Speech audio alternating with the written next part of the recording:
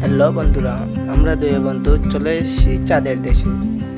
তোমরা যেই সময় তোমাদের বাবার সম্পত্তি পেয়েছিলে সেই সময় বেশ টাকায় বেছে কম জায়গা তোমরা নিচরে যাবে তোমাদের মামার জায়গা, কিন্তু আজ আমরা তোমাদের মামায় তোমাদেরকে এই জায়গা থেকে উঠিয়ে দিচ্ছে। এখন আমার বন্ধু যা বল। মামায় উঠিয়ে দিছে তোদেরকে। আমরা আছি চাঁদের দেশে। আমাদের চ্যানেলটি সাবস্ক্রাইব করে দে এবং তোদের ফোন নম্বর এবং নাম দিয়ে দে।